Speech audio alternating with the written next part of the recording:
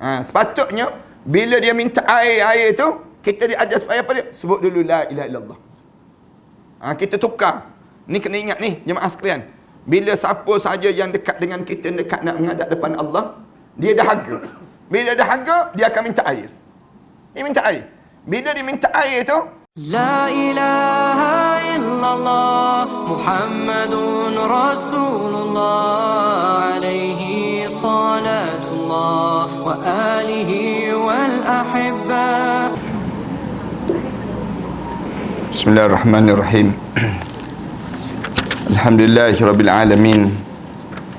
Wassalatu wassalamu ala asyrafil anbiya'i wal mursalin wa ala alihi wa sahbihi ajma'in. Subhanaka la ilma lana illa ma 'allamtana innaka antal alimul hakim. Ya alim, alimna min ilmika kama tarda bihi 'anna. Ya halim, khalliqna bi khuluqil hilmi wa haqqqiqna bi haqa'iqil ilmi. Allahumma 'allimna ma jahilna wa zakkirna ma nassina. Allahumma yassir wa la tu'assir wa tammim bil khair. Amma ba'd. Para hadirin yang dirahmati sekalian, alhamdulillah kita syukur pada Allah kerana pada kali ini kita diberi lagi peluang oleh Allah untuk kita meneruskan perbincangan kita tentang mengenai sifat malaikat maut, kala mana mencabut nyawa di kalangan hamba-hambanya. Kita masih lagi dalam cerita dalam tajuk ini pada muka surat 77 kan.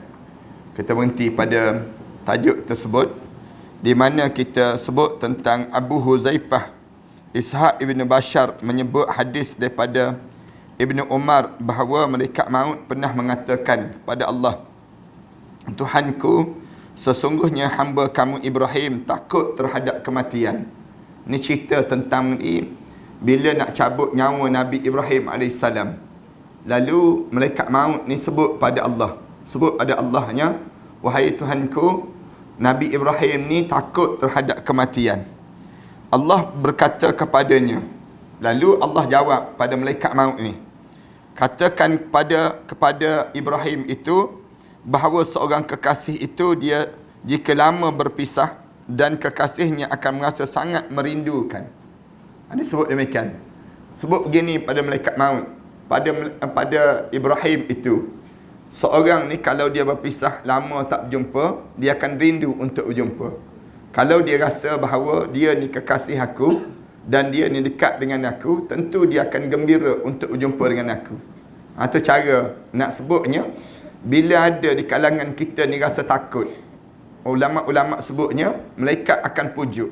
Malaikat akan pujuk. Pujuk ni berdasar pada ayat Al-Quran Karim. Allah SWT sebut, bila kita dekat nak meninggal dunia, dia ada dua kalimah yang biasa kita dengar.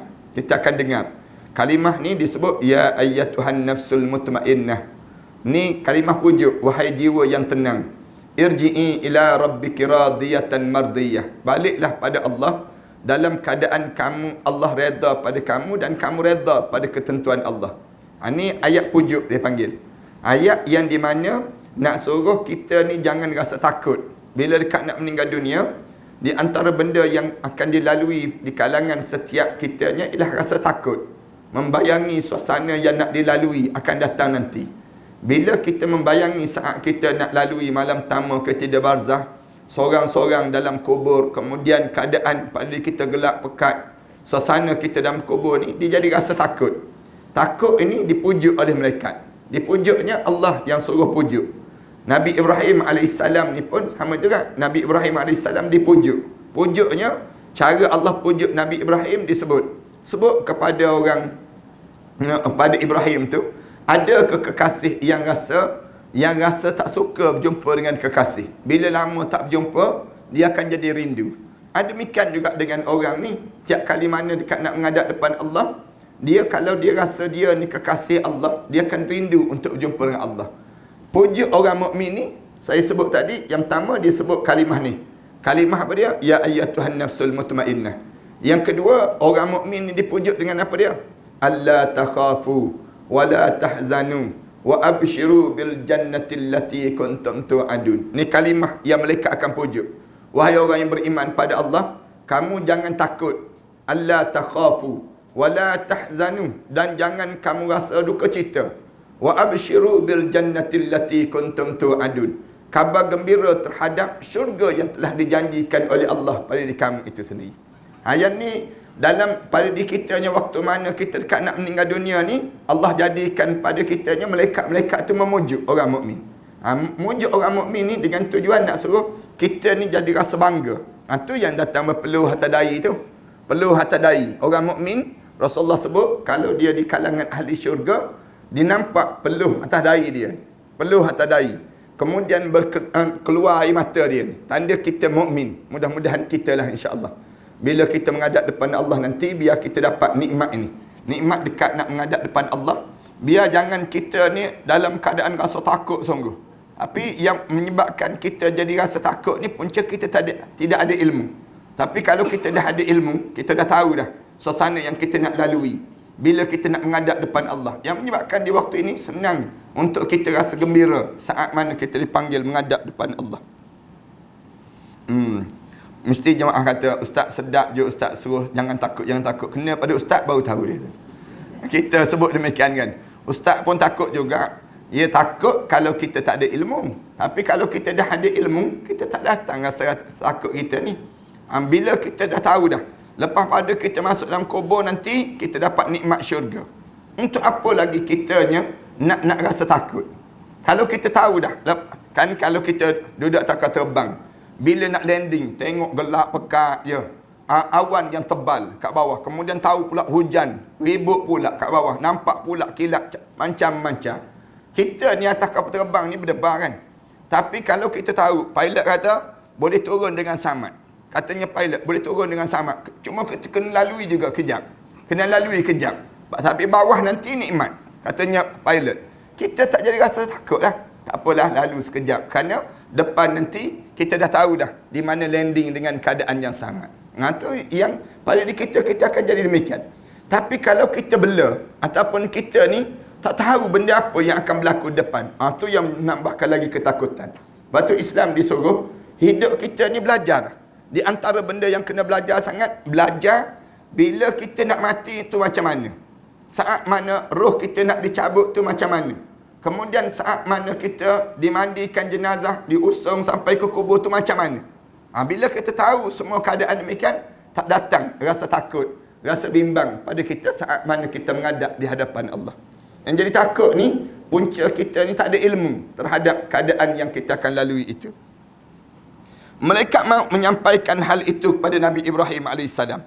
Nabi Ibrahim pun berkata, benar, Tuhanku, aku sudah sangat rindu untuk bertemu dengan kamu.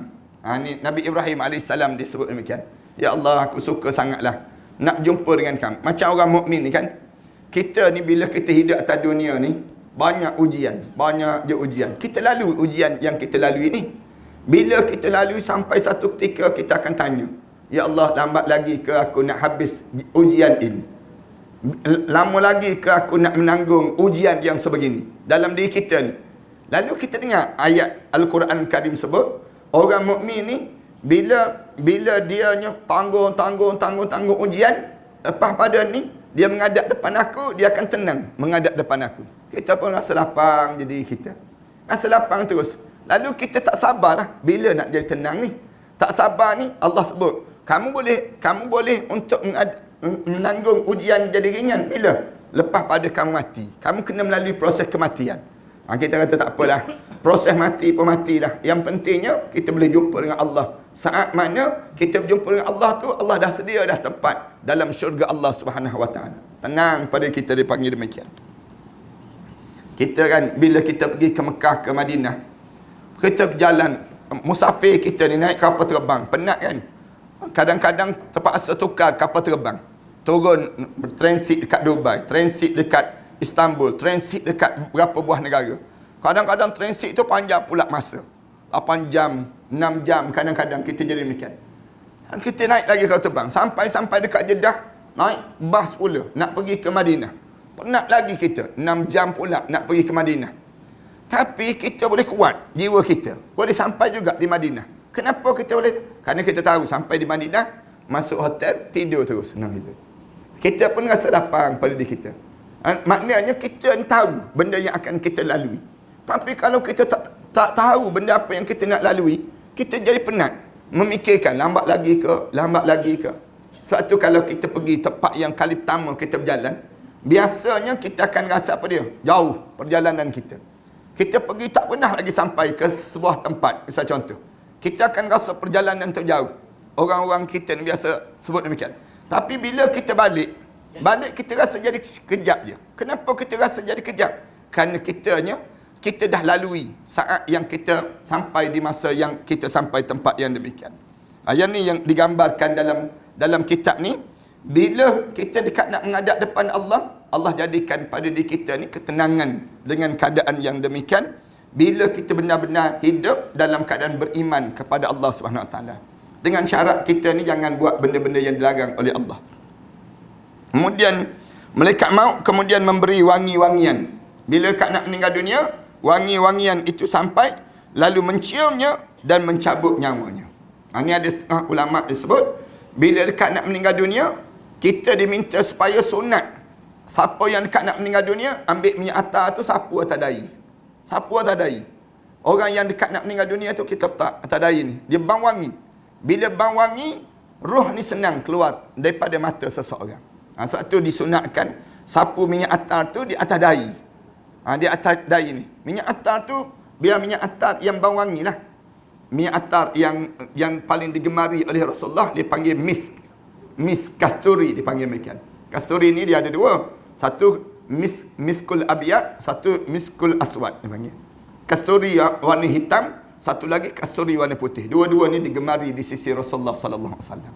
Biar kita ada, dia panggil keadaan-keadaan yang tertentu.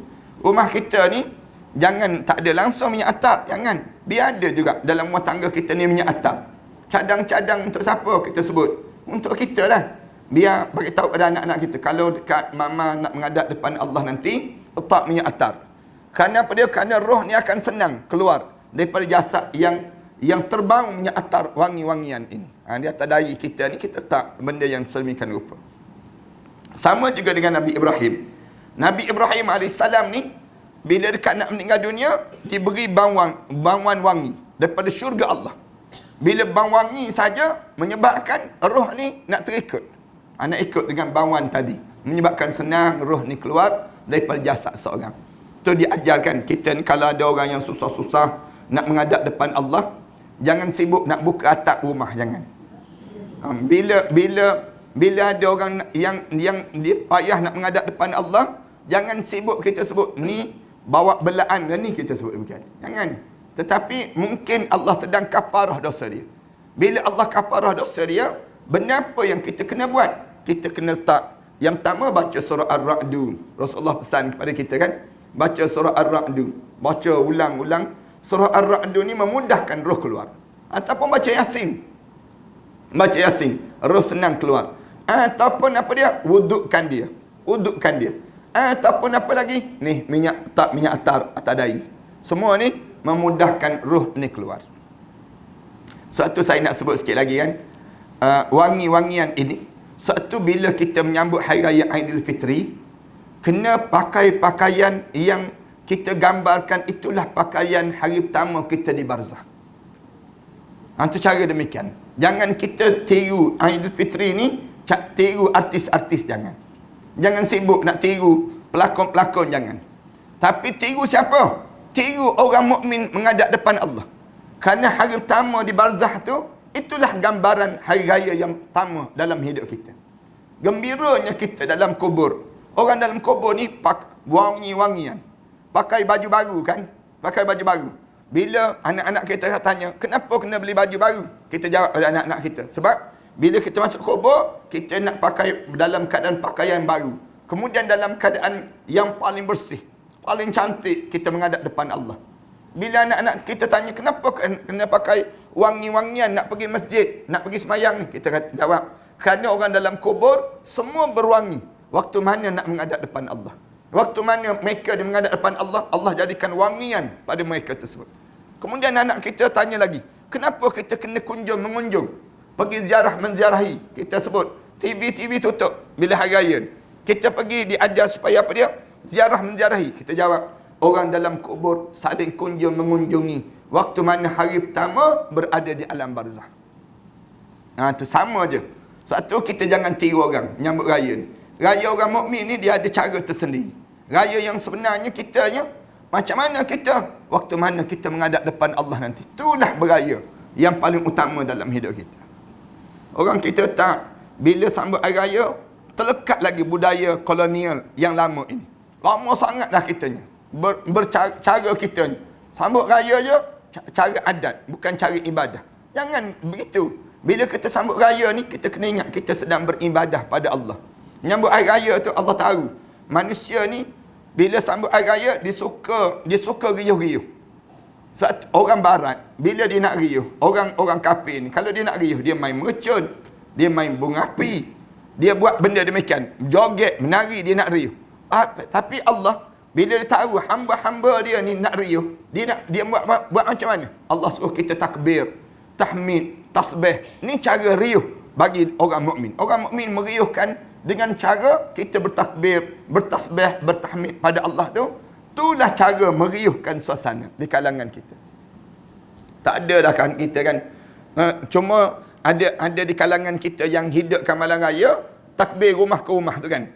Takbir rumah ke rumah. Yang tu ada lagi yang demikian.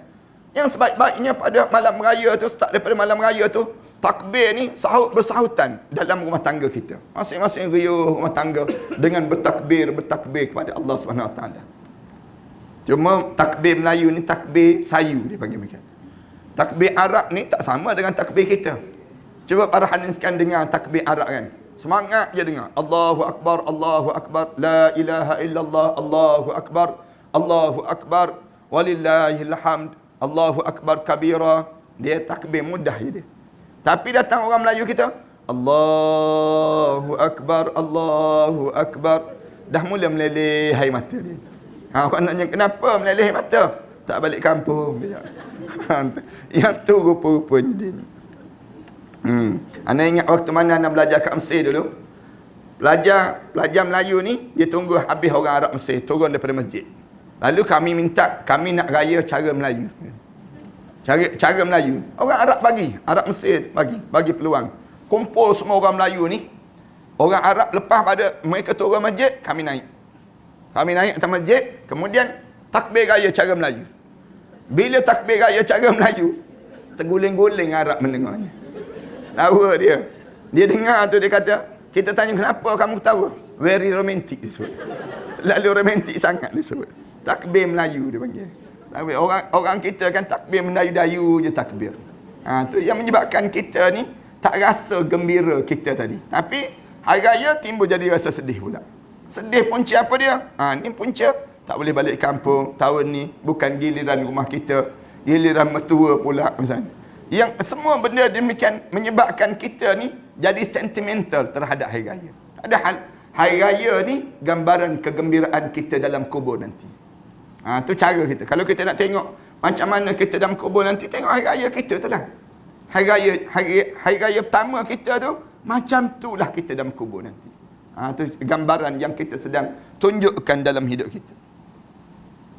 Sebab tu Allah jadikan bulan Rejab, Sya'ban dan Ramadan ni bukan untuk bersiap sambut hari raya, tapi bersiap untuk masuk kubur seorang-seorang. Ni sebab tu Allah jadikan Rejab, Sya'ban dan Ramadan. Ramadan ni bukan nak suruh kita ni nampak Ramadan tahan makan begitu saja, tidak. Hikmah di sebalik tahan makan ni apa dia? Hikmahnya nak ajar, bila kamu menghadap depan Allah nanti, kamu jangan terkejut. Jangan kamu terkejut bila menghadap depan Allah. Kerana apa dia?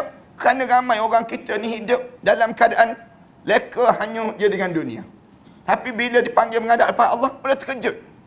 Tengokkan orang kita. Sebab tu Allah jadikan bulan Rejab, bulan Sya'ban. Bulan Rejab, bulan Sya'ban ni nak suruh kita ni bersiap awal. Nak masuk bulan Ramadan, Orang yang tak pernah baca Quran, tolong baca Quran dalam bulan Rejab dan bulan Sya'ban. Supaya masuk bulan Ramadan, kita ni ringan je dengan bacaan Quran. Orang yang tak pernah dengar kuliah tazkirah, dengar dalam bulan Rejab, bulan Sya'ban. Bila masuk Ramadan, biasa je dia dengar tazkirah ni dalam hidup dia. Orang yang tak pernah, dia tak jadi terkejut pada diri dia. Orang tak pernah derma, tolong derma. Bulan Rejab, bulan Sya'ban. Masuk bulan Ramadan ni, jadi biasa je derma. Kerana dia dah latih dalam diri dia demikian. Sama juga orang tak pernah datang ke surau ke masjid. Siapa yang tak pernah datang ke surau ke masjid itu tolong datang ke surau ke masjid.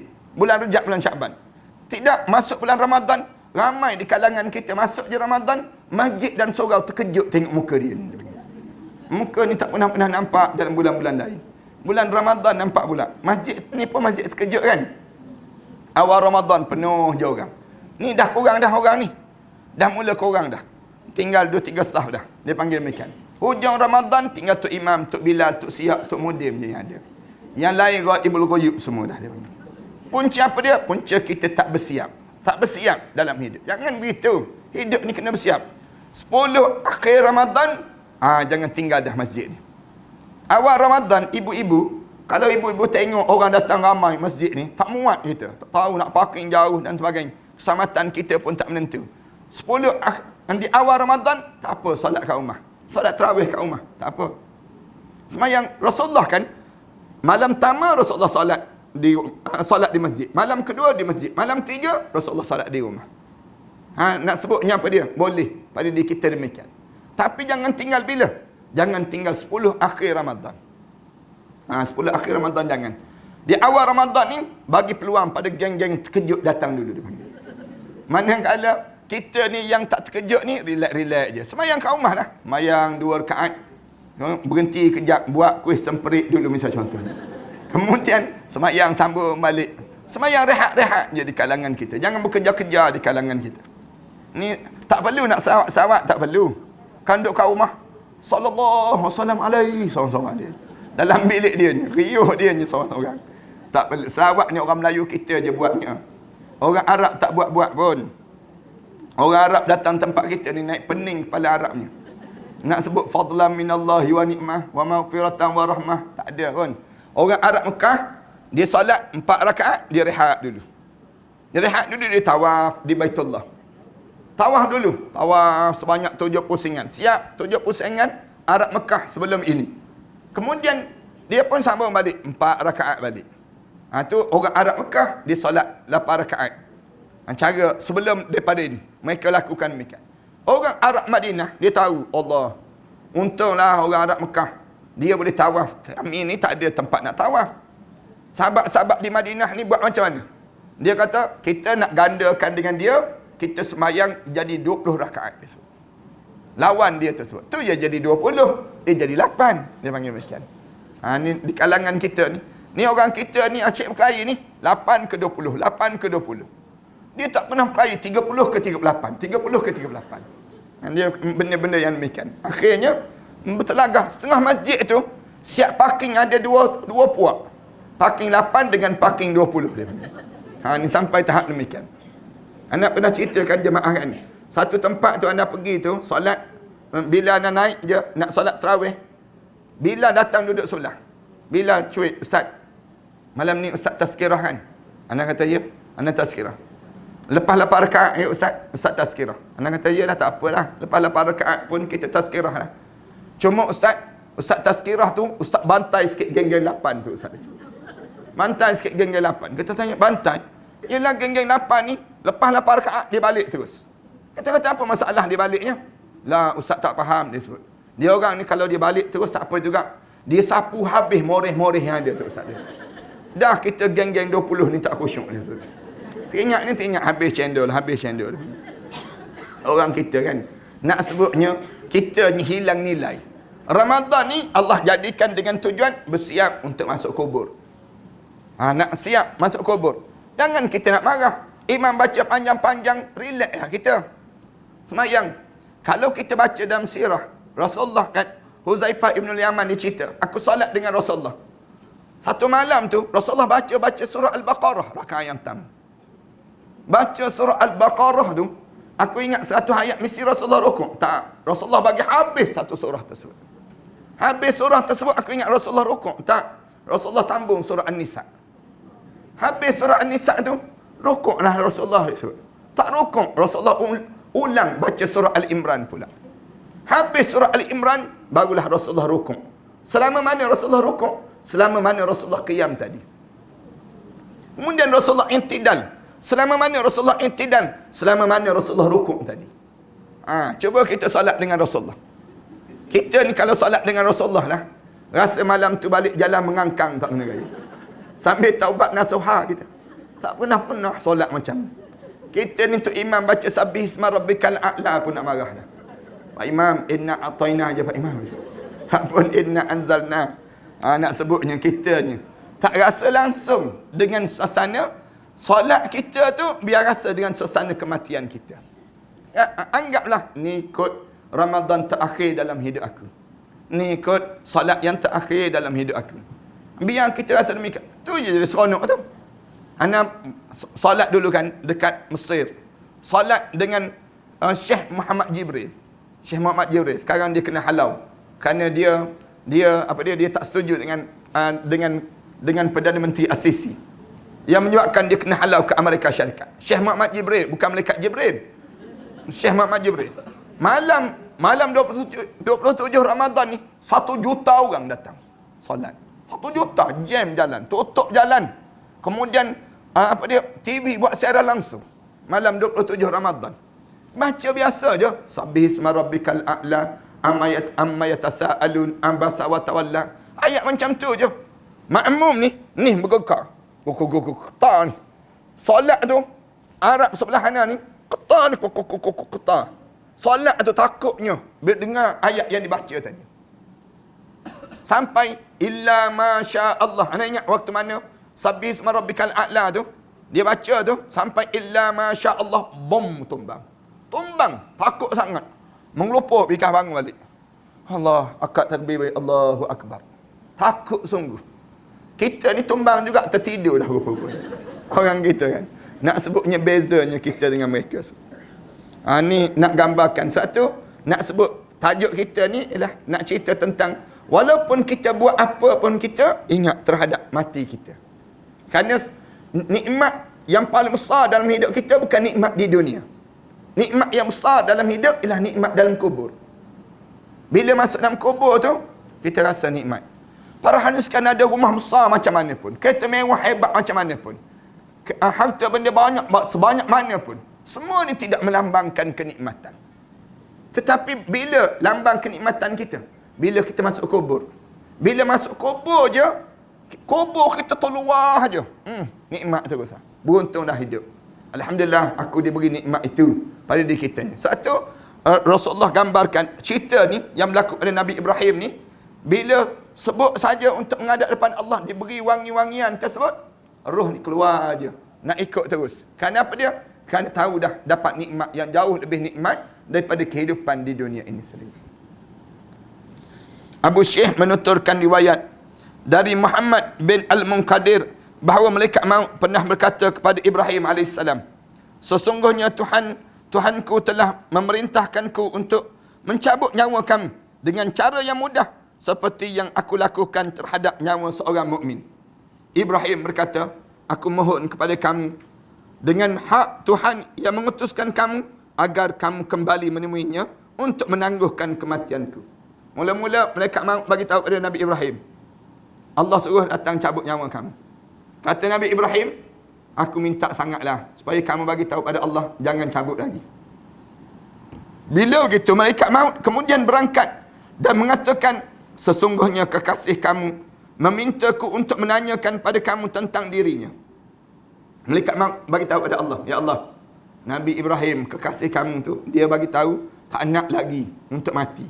Tak nak mati sekarang. Allah berkata, kembali dan katakan padanya bahawa Tuhannya mengatakan seorang kekasih selalu mengharapkan bertemu kekasihnya. Kalau betul dia ni kekasih aku, setiap orang yang dikasihi, dia akan rasa nak sangat berjumpa dengan yang dikasihi. Kalau dia rasa dia kekasih aku, mesti dia rasa gembira untuk berjumpa dengan aku. Itu cara Allah ajar kepada apa dia yang disebut dengan diajar pada Nabi Ibrahim AS ini. Malaikat pun segera mendatangi. Ibrahim berkata, kerjakanlah apa yang telah diperintahkan kepada kamu. Bila bagi tahu pada Nabi Ibrahim, Allah sebut pada kamu, kalau betul kamu ni kekasih Allah, mesti kamu suka untuk berjumpa dengan Allah. Lalu Nabi Ibrahim jawab, sekarang juga aku nak berjumpa dengan Allah. Cabutlah nyawa aku ni. Itu cara demikian. Kemudian malaikat segera mendatangi Nabi Ibrahim. Kemudian disebut lagi, engkau Malaikat pun segera mendatangi Ibrahim, kata, kerjakanlah apa yang telah diperintahkan kepada kami. Apa engkau tidak ingin meminum sesuatu terlebih dahulu? Tanyanya lagi. Malaikat tanya Nabi Ibrahim, kamu tak nak minum ke? Tak nak minum dulu ke? Dah nak mati ni kan? Dah nak cabut nyawa ni. Lalu Nabi Ibrahim jawab, tak, minum pun tak sempat dah sekarang. Minum pun tak sempat. Padahal orang dekat nak meninggal dunia ni, dia akan jadi haus. Dia jadi dahaga. Satu, kalau orang nak meninggal dunia, setengah-setengah di kalangan kita dia akan minta air. Minta air. Dia sebut air, dahaga. Dia sebut, kita pun bagi minum air. Kita ingat ke dia dahaga sungguh. Lepas pada kita bagi minum air tu, meninggal dunia terus. Sepatutnya, bila dia minta air tu, kita diajar supaya apa dia? Sebut dulu la ilaha illallah. Kita tukar. Ni kena ingat ni, jemaah sekalian. Bila siapa saja yang dekat dengan kita, dekat nak menghadap depan Allah, dia dahaga. Bila dahaga, dia akan minta air. Dia minta air. Bila dia minta air tu, kita tukar terus pada dia. Tukar terus. Boleh bagi air. Ucap dulu la ilaha illallah. Sebut dulu la ilaha illallah. Dia pun sebut la ilaha illallah Muhammad Rasulullah. Kita ambil air, kita bagi. Itu cara demikian. Jangan terus, bila dia dahaga tu, dia sebut air, nak air, kita pun cari air. Cari air, bagi air dulu. Lepas tu baru kita nak ajar. Biasanya terlambat. Ulama-ulama ajar, bila dia minta sesuatu, suruh dia mengucap dulu. Bila dia mengucap, lalu kita selesaikan hajat yang diinginkan itu. Lepas tu jangan cakap lagi. Jangan tanya. Dah bagi minum air tu, kita tanya, sedap.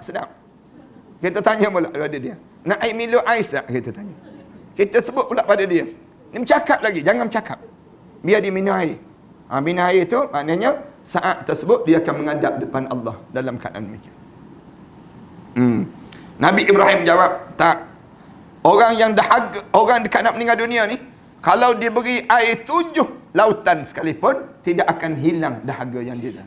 Saat mana dia hampir dengan kematian. Bila dekat nak meninggal dunia tu, jadi dahaga. Satu, bila masuk dalam kubur, Allah bagi mula bagi makan pada orang dalam kubur, di kalangan ahli syurga. Dia ada makanan yang Allah sediakan. Masuk saja dalam kubur, bila kubur kita berubah menjadi taman pada taman syurga, minuman terus. Allah sediakan minuman. Bangkit di akhirat sama juga. Bila bangkit, dahaga. Dahaga dalam kubur ni satu. Kemudian bangkit, dahaga lagi. Allah bagi minum lagi. Satu, orang berkejaran ke Telaga Kausar itu. Kenapa ada Telaga Kausar? Kita kata banyak-banyak benda. Kenapa yang Rasulullah cerita Telaga Kausar? Kerana dahaga yang amat sangat. Di padang mahsyar ni dahaga yang amat sangat. Kemudian bila kita dah masuk dalam, kita dah minum air Kausar ni, hilang dahaga. Mudah-mudahan semua kita dapat minum insya-Allah. Depan nanti kita akan jumpa tajuk yang cerita tentang mengenai Telaga Kausar. Macam mana keadaan Telaga Kausar itu? Siapa yang layak untuk minum di Telaga Kausar yang dituang oleh Rasulullah sendiri? Rasulullah sendiri tuang setiap di kalangan kita ni untuk minum ini sendiri. Bila melalui titian sirat, dahaga pula. Masuk dalam syurga, sebelum masuk syurga tu ada sungai kat depan syurga ni. Sungai dipanggil Nahrul Hayah. Nahrul Hayah ni sungai yang mengalir indah depan ini sendiri. Bersih dulu situ. Bersih. Minum. Masuk syurga. Masuk syurga, Allah sediakan hidangan. Hidangan terus masuk dalam syurga. Bila masuk syurga tu, hidangan apa yang kita mula-mula dihidang oleh Allah pada ahli syurga? Ulama jawab, Rasulullah jawab, hati ikan paus. Hati ikan paus. Bila kita masuk je, Allah hidangkan hati ikan paus untuk kita makan. Ada orang jawab, Allah Ustaz, tak selera lah Ustaz. Tak selera. Saya pernah cerita ni, ceramah ni, satu tempat, ada jemaah yang datang. Lepas pada saya ceramah, dia datang dicuit. Ustaz, betul ke hati ikan paus Ustaz? Kalau betul hati ikan paus Ustaz, tak selera saya dia sebut. Saya tengok dia, betul ke kamu masuk syurganya? Gitu. Biar confirm dulu masuk syurga. Sedap dia nak minta tom yum dah. Nak minta burger lah. Konon-kononnya. Jangan harap lagi. Allah sediakan hati ikan paus tu pun selera yang amat sangat nanti. Ya Allah jadikan. Biar confirm kita masuk syurga dulu. Ni syurga tak confirm lagi, dah mula tak selera dia panggil. Macam gaya orang kita kan. Ada yang disebut, Ustaz, betul ke malaikat rokib dan atid ni dicatat Ustaz? Kita kata, ya, dia catat amalan kita. Kalau dia catat, Ustaz, kita mengumpat laju sikit, Ustaz. Dia kata. Biar dia tak sempat nak catat. Sedap dia sebut demikian. Kita sekarang kita tak jawab. Malaikat Raqib Atid dia tak catat dah. Dia rakam. Laju mana kamu nak? Itu cara nak sebutnya. Masyarakat kita ni ada je benda yang dia nak jawab kan. Setelah itu malaikat maut meminta pada Nabi Ibrahim agar bernapas. Bila nak cabut nyawa ni, napas sekejap.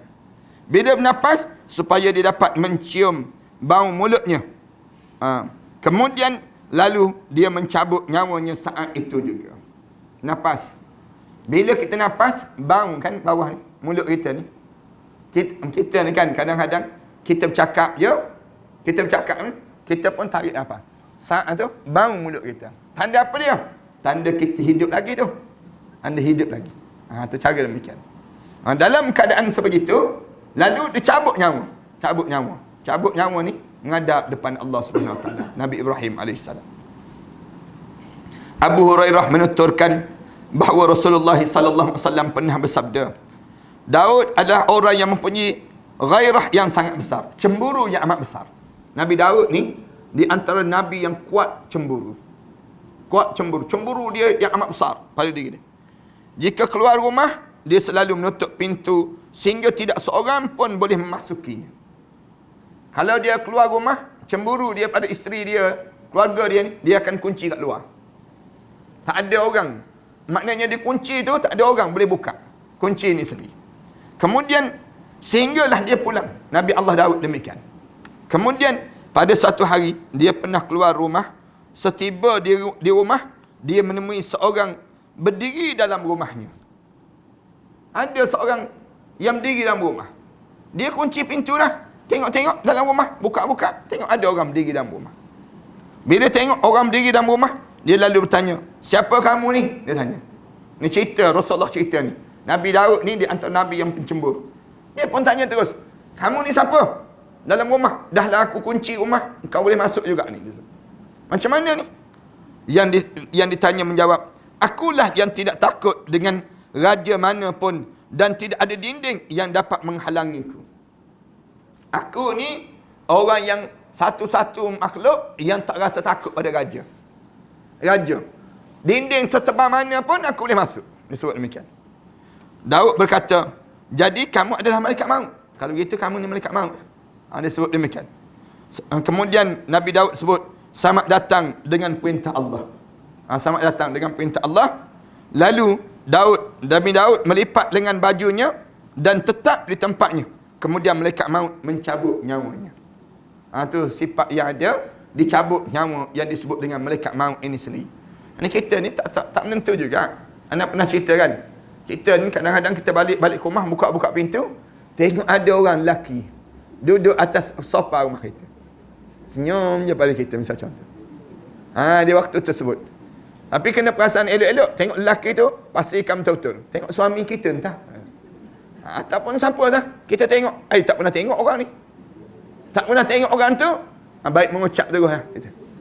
Kerana mungkin malaikat maut. Kadang-kadang tengah bawa kereta tu. Tengah bawa kereta tu, tengok ada orang duduk atas steering kereta. Malaikat maut lah terus. Sampai masuk terus. Dia panggil demikian. Kadang-kadang kita tengah borak ni.